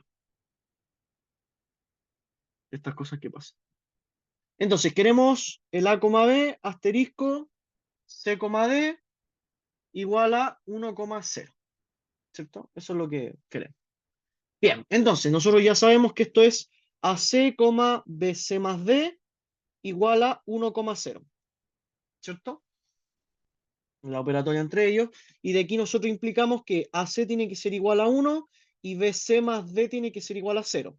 De aquí despejamos, C tiene que ser igual a 1 partido por A, y como C es 1 partido por A, de aquí podemos desprender que esto va a ser B partido por A más D igual a 0, es decir, el D va a ser igual a menos B partido por A. ¿Cierto? Por lo tanto, el C igual 1 partido por A y el D igual menos B partido por A son mi candidato a inverso. ¿cierto? Podemos decir nuestro candidato a inverso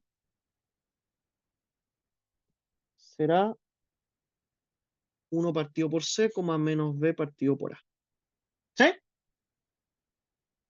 Hasta aquí, ¿alguna duda, alguna consulta?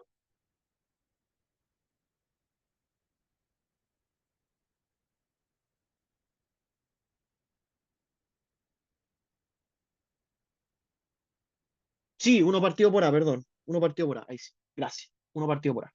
¿Sí? Ahora, ¿cuál es la pega de ustedes? ¿Cuál es la pega de ustedes? Bueno, verifiquen que A, B asterisco, 1 partido por A menos B partido por A es igual a 1 partido por A, menos B partido por A, asterisco A, B, igual al neutro. ¿Sí? También hay que demostrarlo por los dos lados. Ahí les dejo la pega a ustedes. Ah, algo importante, porque también nos dice determine qué elementos son invertibles. No todos los elementos son invertibles. ¿Cuáles elementos no serán invertibles? Por ejemplo, como aquí yo estoy dividiendo por A, entonces el A va a tener una restricción. Aquí A tiene que ser distinto de 0, necesariamente. A no puede ser 0, si no, no se puede invertir. Entonces, aquí A distinto de 0 y B lo real, ¿cierto? El B no tiene ninguna restricción. No tiene ninguna restricción. Entonces son los A, B, son los A, B, tales que A distinto de 0 y B libre. Esos son los elementos invertibles. Esos son todos los elementos invertibles. O sea, estos son todos los pares ordenados tal que el primero no es 0. Si quieren tomarlo como conjunto, serían todos los A, B, tales que A distinto de 0, B real. Es el conjunto de los elementos invertibles. Bien, entonces, D. Determine los elementos idempotentes. ¿Qué quiere decir idempotentes? Que un elemento operado consigo mismo te da el mismo elemento. Entonces, para ver idempotencia, creo que hay un micrófono abierto. En R2 asterisco tenemos que ver que A, B asterisco A, B sea igual a A, B. ¿Cierto? Eso es lo que tenemos que ver. Entonces, ¿esto cómo va a quedar? El primero por el primero más el segundo por el primero más el segundo tiene que ser igual a A, B. ¿Cierto?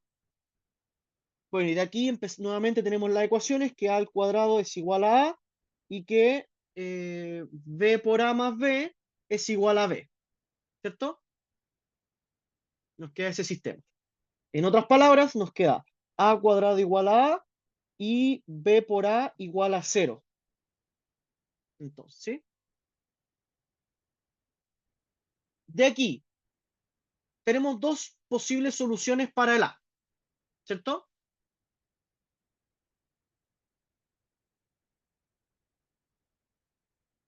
¿Cuál sería?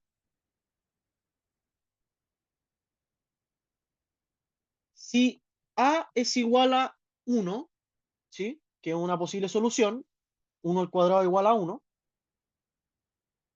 Si A es igual a 1, B tiene que ser necesariamente 0, ¿cierto?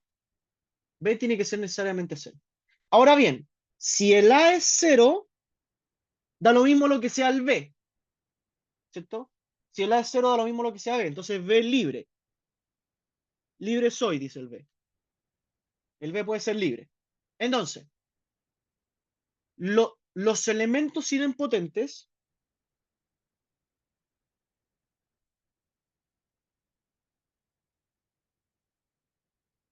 estarán dados en virtud de la regla que nosotros tenemos aquí. Va a depender si el A es 1 o el A es 0. Serán el conjunto. Si el A es 1, va a ser el 1, 0. Ese es un elemento idempotente. ¿Cierto? Unión, si el A es 0, entonces el B puede ser cualquier cosa. Esos son los elementos idempotentes. ¿Sí? Hasta aquí. ¿Alguna duda, alguna consulta? Por lo general, el neutro siempre es idempotente, ¿o no? Sí, sí. Porque fíjate, el neutro operado con cualquier cosa te da el mismo número. Entonces, si ese mismo número es el E asterisco E es E. Sí.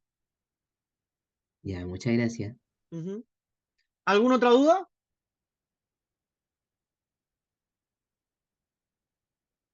¿No? Ok. La P6 no la vamos a hacer porque es de grupos. Grupo abeliano y todo ese tipo de cosas que no. Que era ser idempotente, que el número operado consigo mismo te da el mismo número. O sea que A asterisco A es igual a A. Eso es idempotente. Eso es ser idempotente. Un ejemplo de algo idempotente, el cero en la multiplicación. 0 por 0 es 0. La suma también. 0 más 0 es 0. Bien, ahí, ya. La P6 entonces no la hacemos, nos saltamos directamente a la P7.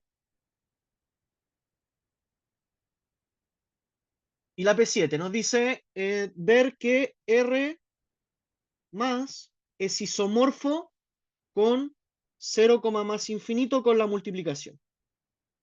Bien, entonces, ¿qué significaba ser isomorfo? Ser isomorfo significa que existe una función entre un conjunto y el otro, tal que esa función es homomorfismo y además es biyectiva.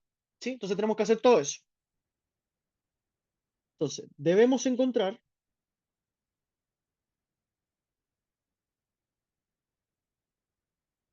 f que vaya de R a 0, más infinito, tal que sea homomorfismo biyectivo, ¿cierto? Eso es lo que tenemos que demostrar. ¿Sí? Para ello nosotros tenemos que proponer una función. No sería biyectiva. ¿Qué cosa no sería biyectiva? La función exponencial, sí, de hecho es un isomorfismo.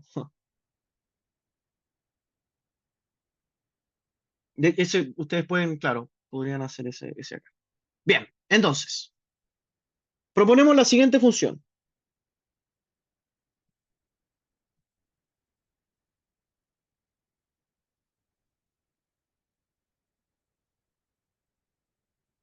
F que va de R al 0, más infinito, tal que a cada X en R le asocie un F de X igual 2 a la X. Esa va a ser la función. Pueden usar la exponencial, pueden usar la exponencial. Pueden usar 3 a la X, 4 a la X, 6 a la X, 10 a la X, cualquier cosa. ¿Sí? Veamos que eso es un isomorfismo. Para ello, demostremos homomorfismo primero. Entonces, homomorfismo sea X e Y en R. Entonces, f de X más Y va a ser igual a 2 a la X más Y igual a 2 a la X, 2 a la Y, que es justamente f de X por f de Y. Listo, es homomorfismo, ¿cierto? Es homomorfismo. ¿Por qué? Porque al evaluar la suma me da la multiplicación de las evaluaciones, que es justamente la definición de homomorfismo. Veamos ahora qué es biyectivo y todo el cuento. Ah, bueno, pero la biyectividad igual que en la... ¿Qué pregunta era? La del pi a la k, igual que en la P1B. Se hace igual. Se hace igual que esa. En la que hicimos con el pi a la k, ahí se las dejo de propuesta que la hagan ustedes. Pero es igual. ¿Sí? Ahí era pi elevado a algo nomás. Ahora es 2 elevado a algo. De hecho, aquí también podrían proponer la misma. Podrían decir f igual tanto, pi a la x. Y ya demostraron que eso era biyectivo antes. Les bastaría demostrar solamente que f de x más y era f de x por f. Bien, hasta aquí. ¿Alguna duda, alguna consulta?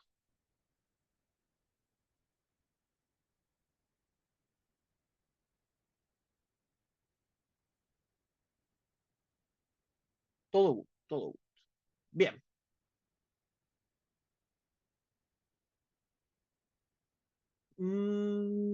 Ya, veamos la siguiente guía. Ahora, la siguiente guía tiene algunos ejercicios que son bien latosos, entonces les hago una pregunta. ¿Cuál les gustaría hacer realmente de la pregunta de la guía 2, de la más ejercicios resueltos? Porque la P1A es bastante sencilla, la P1B es bastante engorrosa, bastante latosa, eh, está bien explicada, pero la verdad es que da bastante lata hacerla. La P2, esa es la más difícil de todas, porque hablamos sobre relaciones de orden total y todo ese estilo. Quizás no les dé como mucho énfasis hacerla porque es un poco más complicada. No, no creo que les mezclen relaciones totales con conjuntos numerables. Lo que yo recomendaría sería que hiciéramos la P3, porque esa tiene varias formas que les podrían servir de cómo resolver conjuntos numerables, y resolvería la pregunta 4 y la pregunta 5. Entonces, yo les propondría hacer de esto la P3, P4 y P5. ¿Cuál guía es? La última que les subí, que dice más ejercicios resueltos. Más ejercicios resueltos se llama, que está en material docente, en la sección, no me acuerdo, a material adicional. Eso. ¿Les parece que hagamos la P3, P4 y P5? Y si quieren después le subo un video con la P1 y la P2 o algo por el estilo, no sé. Bien, entonces, vamos con esa, P3. Entonces ahora vamos con la más ejercicios resueltos. Más ejercicios resueltos. Porque claro que si lo hacemos todos vamos a estar hasta aquí, hasta el partido de Chile. Juega Chile hoy día, ¿no? Alexis y la Copa América. Bien, vamos con la P3A. ¿Qué nos dice la P3A? Sea A igual a todos los X en R, tales que existe un K en Z y un Y en los naturales con X igual a K sobre 3i. Entonces aquí nuevamente tenemos un conjunto que sus elementos se definen a partir de una regla. Entonces el conjunto es el A. Los que viven en el conjunto son los reales, pero son unos reales muy especiales, que según la regla se escriben como K sobre 3i, tales que K es entero e I es natural. ¿Cierto? Entonces, vamos a hacer la solución, porque aquí tengo dos soluciones. Voy a hacer la dos nomás, porque la uno es más fácil. Voy a hacer la dos, que es la más difícil, pero es una herramienta muy útil que ya hicimos en los ejercicios anteriores, pero que vale la pena reforzar. Entonces, sea A sub i igual a todos los X en R, tales que existe un Z en Z, perdón, existe un K en Z, tal que X sea K sobre 3 a la I. ¿Sí? Entonces me definí un conjunto donde me quité el I. ¿Sí? Me quité el I para que no me molestase. ¿Sí?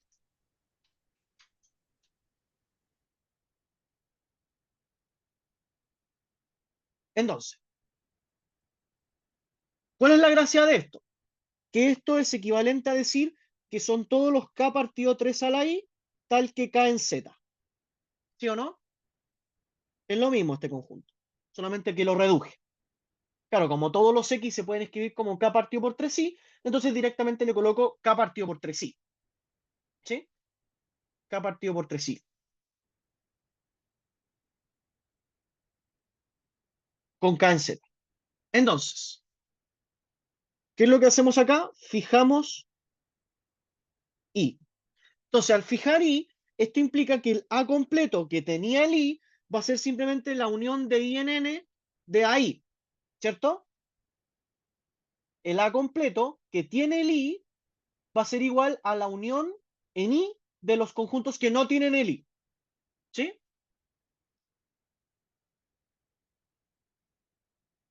¿Se entiende esa relación?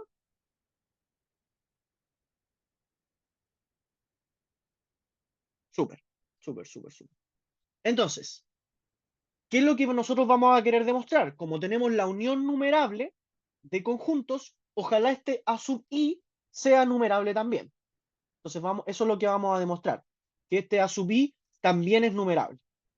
Entonces, sea phi dado por que va de z a sub i, tal que a cada elemento z le asocia phi de k igual a k sobre 3i. Esa es la función. Bueno, esta función se los dejo propuesta, es biyectiva.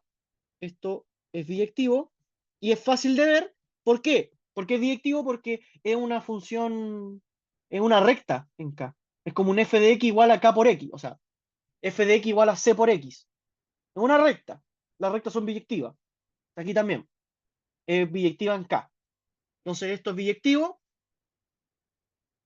por lo que el cardinal de A sub i va a ser igual al cardinal de Z, igual al cardinal de los naturales. Por lo tanto, A sub i es numerable. Y como teníamos que A era igual a la unión de I en N de A sub i, entonces esto va a ser la unión numerable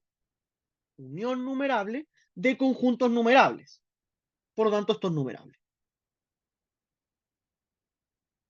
¿Sí?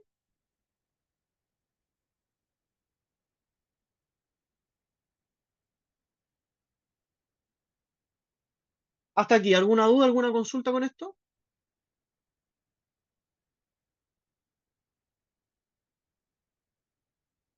Sí, recapitulo. Entonces, ¿qué es lo que tenemos? Tenemos que demostrar que este conjunto A, que son todos los X en R, tal que existe un K en Z y existe un I en N, tal que este X se puede escribir como K partido por 3i, queremos demostrar que esto es numerable. ¿Cómo podemos demostrar que esto es numerable? Bueno, siempre que tengan algo así, que tengan varios, ¿cómo así decirlo? Varios parámetros, ¿sí? Traten de quitarse alguno. Entonces, ¿qué es lo que nosotros hicimos? Nos vamos a quitar el I. Para ello definimos un A sub I. Y este A sub I va a ser lo mismo que arriba, pero sin el I. Va a ser todo lo X en R, tal que existe un Z, que X se puede escribir como K partido por 3i. En otras palabras, el A sub I son todos los K partido en 3i con K en Z, nada más. Todos los elementos que se escriben como un entero sobre la potencia de un número natural 3. Entonces, nosotros claramente vemos esta igualdad de acá, ¿cierto? Porque tomo todos los K partido en 3 a la 0, 3 a la 1, 3 a la 2, 3 a la 3, 3 a la 4, y me dan todos los A, todos los elementos de A, que son los que están ahí. Entonces, ¿qué es lo que yo quiero demostrar? Lo que yo quiero demostrar es que A es numerable. Como A es la unión numerable de conjuntos, ojalá este conjunto sea numerable, para que el A completo sea numerable. Entonces, para demostrar que el A sub i es numerable, proponemos la función phi, que va de z a sub i, tal que a cada entero le asocia el k partido por 3i. Esa función es claramente biyectiva, ¿cierto? Porque es una recta. Como es biyectiva, entonces el cardinal de A sub i va a ser igual al cardinal de los enteros, que es numerable. Por lo tanto, el A sub i va a ser numerable. Ahora bien, como el A era la unión de A sub i, la unión numerable de A sub i, entonces va a ser la unión numerable de conjuntos numerables. Y eso es numerable. ¿Sí? Por lo tanto, A es numerable. ¿Sí? ¿Ahí se entendió mejor?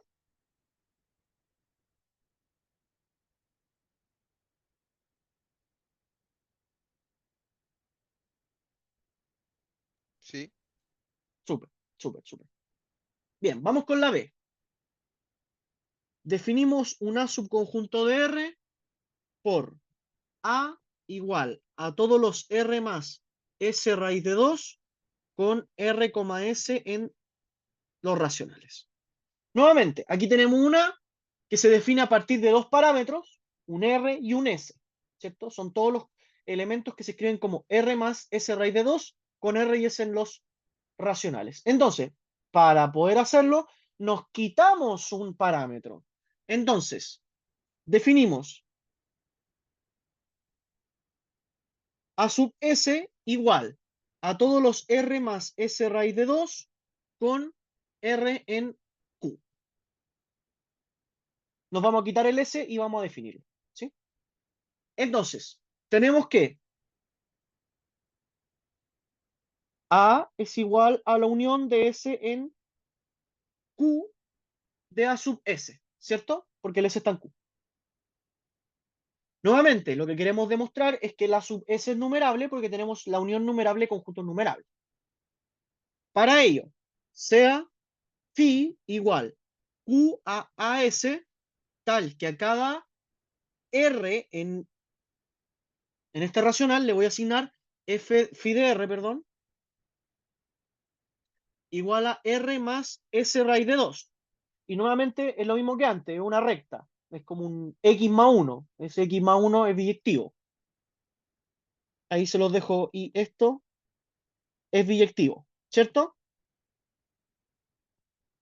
Por lo tanto, el cardinal de AS va a ser igual al cardinal de Q, igual al cardinal de los naturales. Es decir, AS es numerable. Y como el A era igual a la unión de S en Q de AS, es la unión numerable de conjuntos numerables, implica que A es numerable. ¿Sí? ¿Alguna duda, alguna consulta con esto? Es básicamente lo mismo, ¿cierto? Nos vamos quitando parámetros.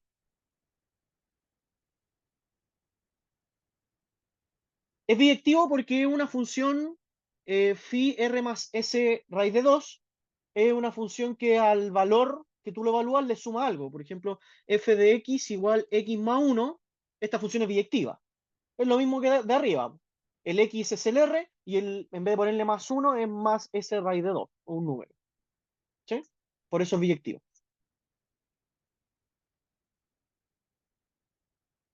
Bien,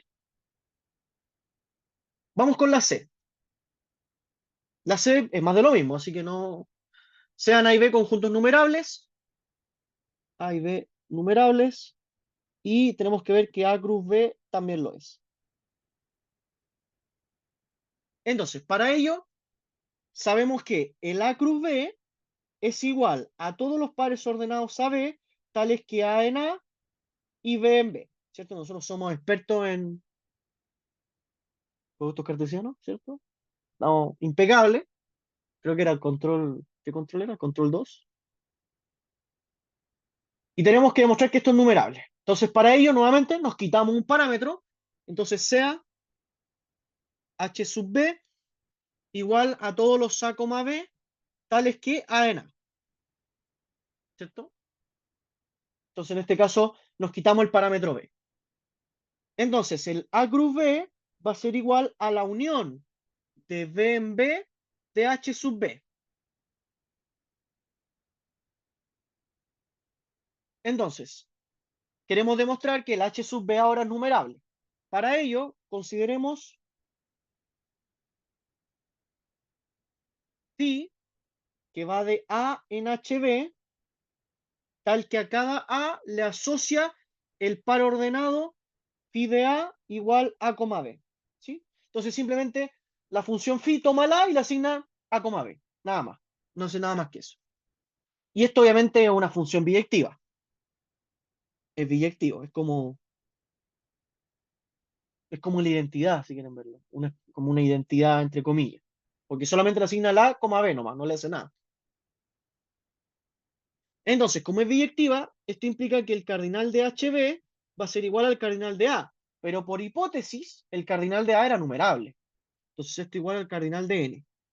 Así, H sub B es numerable. Y como el A cruz B era igual a la unión numerable de conjuntos numerables, implica que A cruz B es numerable. ¿Sí? Hasta aquí, ¿alguna duda, alguna consulta?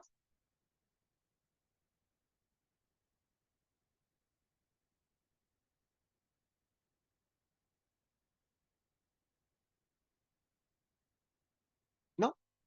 Bien, súper, súper, súper. Pero ¿se fijan que esto no es difícil? O sea, hay que verificar, tengo dos parámetros, me disminuyo uno y veo que el otro es la unión del numerable del conjunto y demuestro que ese conjunto es numerable y tengo la unión numerable. Listo, se acabó. No es más que eso este tipo de ejercicio. Bien, vamos con la P4 entonces.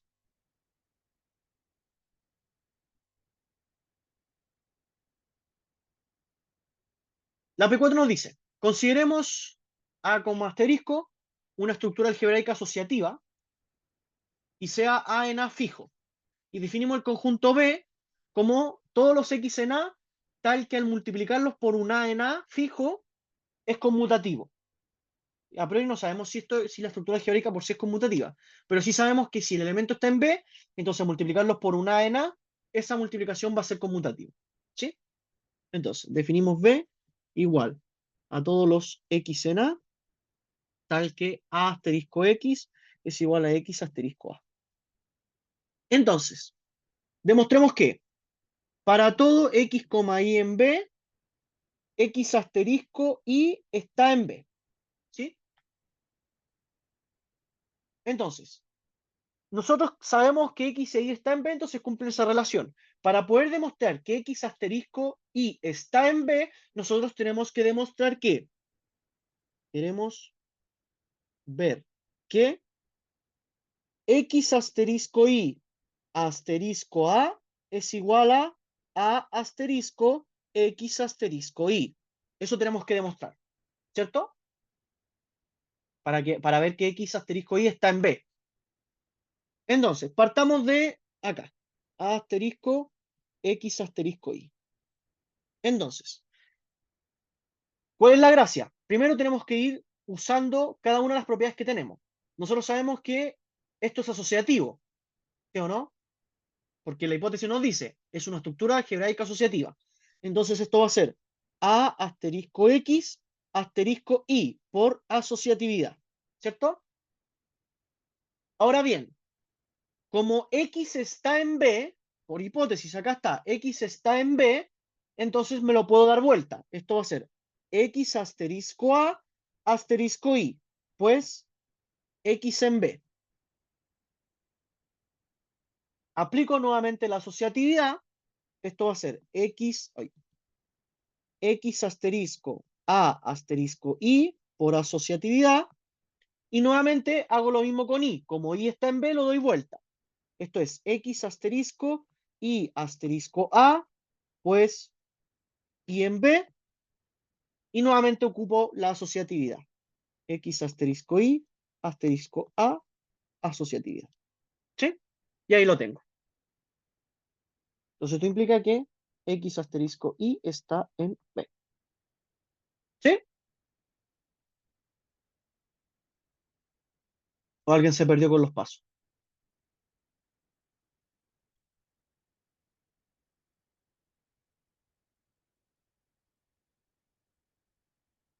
¿No? Esto es solamente aplicar asociatividad, cosas así, no es tan difícil de entender a priori. Bien, vamos con la B. La B nos dice, si E está en A, neutro, entonces veamos por demostrar que E está en B. ¿Sí o no? Entonces, ¿qué queremos demostrar? Queremos demostrar que E asterisco A es igual a asterisco E. ¿Sí o no? Pero esto es como trivial, ¿o no? Esta es la definición de neutro. Es decir, todo neutro cumple eso. Es igual a. Entonces, automáticamente E está en B. Trivial, era trivial esta pregunta. Porque ocupa directamente la definición de neutro. Porque sabemos que es neutro. Entonces, para todo elemento A, para todo A en A, se cumple eso. Por definición de neutro. Entonces, eso implica directamente que E está en B. No hay nada más que añadir. ¿Sí? ¿No hay ningún problema con eso?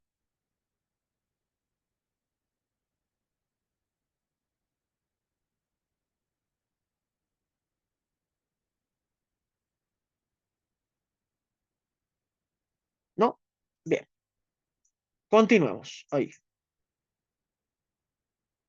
Vamos con la C. Si X está en B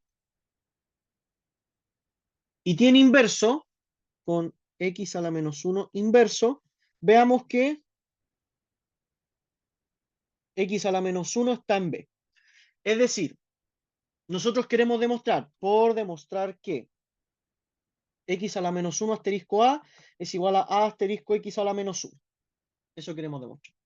Y tenemos que partir de que X está en B. Entonces partamos desde ese hecho. Como X está en B, esto implica que X asterisco A es igual a asterisco X. Yo quiero empezar a aparecer un elemento inverso y que me caiga por los dos lados. Entonces, a priori, yo voy a tener que operar por el inverso por un lado y operar por el inverso por el otro lado, ¿cierto? Por la izquierda y por la derecha. Entonces, operando primero por la izquierda, me queda que X a la menos 1 asterisco X asterisco A es igual a X a la menos 1 asterisco A asterisco X, ¿cierto? Aplico aquí asociatividad en el primer lado.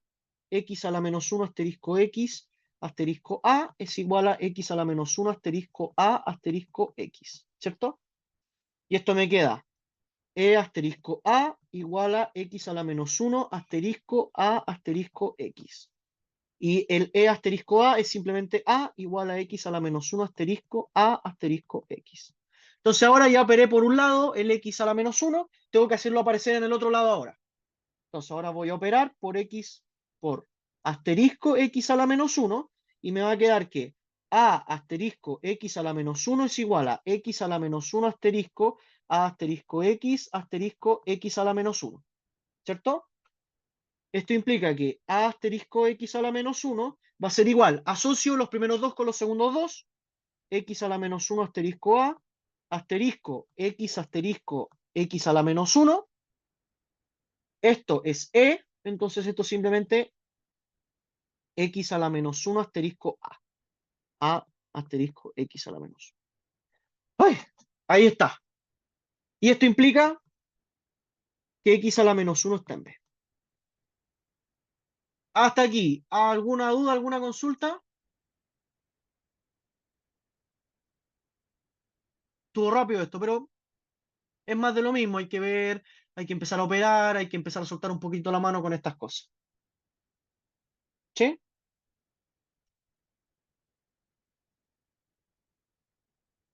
Todo bien, todo bien, todo bien. Bien, hagamos la P5 y nos vamos a almorzar los que no han almorzado. P5. La P5 nos dice, sea F un homomorfismo no necesariamente biyectivo entre A y B con neutros EA y EB, respectivamente, y EB perteneciente a la imagen de A. Entonces, primero, demostremos que EB es igual a la imagen de EA. En efecto, como EB pertenece a la imagen en A, por definición de imagen, esto implica que existe un U en A tal que F de U es igual a E a la B, ¿cierto? Ay, perdón. Por la definición de la imagen. Es decir, si algo pertenece a la imagen de un conjunto, entonces existe un elemento en ese conjunto tal que la evaluación de ese conjunto me da el elemento que yo quiero. Esa es la definición de conjunto imagen. En otras palabras, como yo quiero usar el hecho de que esto es homomorfismo, entonces tengo que sacarme alguna operación de la manga. Entonces, esto es lo mismo que decir asterisco EA igual a EB. Esto es un truco muy común que se haga. ¿Por qué? Porque yo quiero usar el hecho de que F es homomorfismo. ¿Sí? Yo quiero usar ese hecho. Entonces, así, EB es igual a F de U asterisco E a la A. Como es homomorfismo, esto es F de U triangulito F de EA. Y nosotros sabemos que FU es EB, ¿o no? Por esto que está acá. Esto es EB. Asterisco F de EA. pero EB es neutro. EB es neutro. ¿Sí o no? Entonces esto va a ser simplemente F de EA. Lo que implica que EB es igual a F de EA. ¿Sí?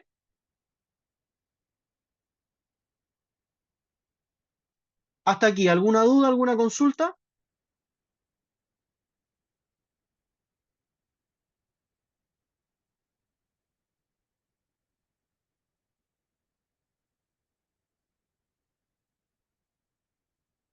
Todo bien, ya.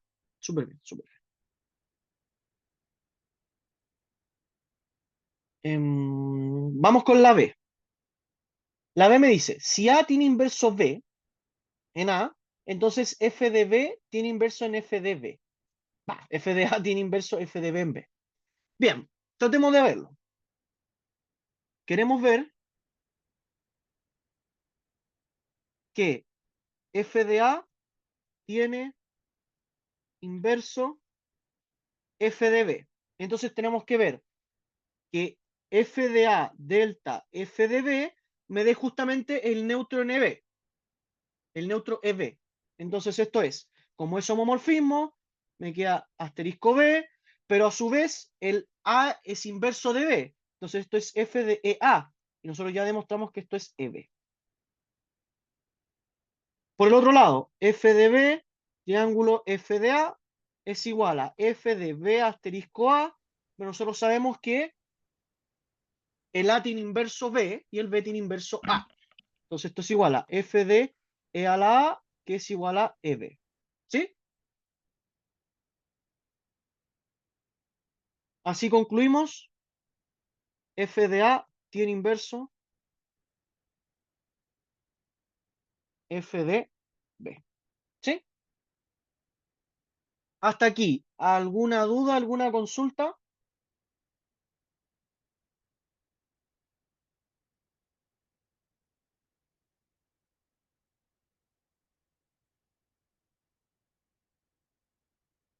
¿No? ¿Ninguna?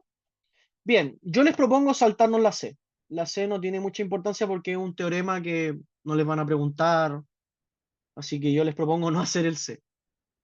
No sé si ustedes están de acuerdo, porque no tiene mucha importancia. Uy, se me acabaron los audífonos. ¿Hay alguien ahí o no? Sí. Ya. No sé si les parece a ustedes que dejemos esto hasta acá entonces, para que no nos cansemos tanto haciendo clases. Sí, ya después lo vas a subir, ¿cierto? Sí, todo esto va a quedar grabado. Todo esto va a quedar grabado. Dale, bacán. Súper. Entonces voy a cortar la grabación. No sé cómo hacerlo.